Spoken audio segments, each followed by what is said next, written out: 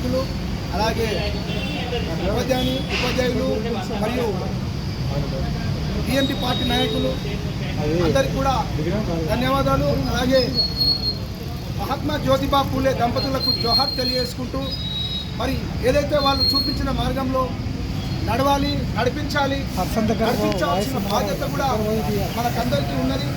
వాళ్ళు చేసిన త్యాగము, వాళ్ళు చేసినటువంటి కృషి, వాళ్ళు చేసినటువంటి త్యాగము మరి ఎవరు కూడా చేయలేనటువంటి దినము. ఆనాడే మరి చదువును ఇంప్లిమెంటేషన్ చేస్తే చదువుకుంటేనే ఈ పేదరికాన్ని నిర్మూలన చేయొచ్చు, పేదరికాన్ని తరిమి కొట్టవచ్చు అని చెప్పేసి వాళ్ళు చూపించిన మార్గము.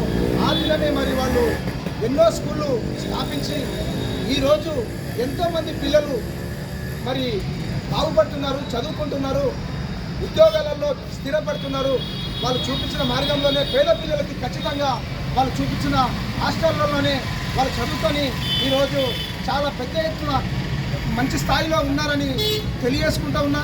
అదేవిధంగా 5th క్లాస్ నుంచి ఇంటర్ సెకండ్ ఇయర్ అయిపోయినంత వరకు కూడా నా బిడ్డను మహాత్మా జ్యోతిబా పూలే హాస్టల్లోనే చదివించి మరి ఆ పూలే హాస్టళ్ళు ఎట్లా ఉంటాయని మరి నా బిడ్డను అందులో చేర్పించినప్పుడు అక్కడ ఆ చదువు ఎట్లా ఉంది అనేది ఎప్పటికప్పుడు మేము గమనించు మరి విజిట్ చేస్తూ ఇంకా ఆ టీచర్లకు కూడా మనము ఏదైతే పేరెంట్స్ మీటింగ్లు ఉంటాయో ఆ మీటింగ్లలో కూడా కొన్ని విషయాలు మేము తెలియజేయడం జరిగింది.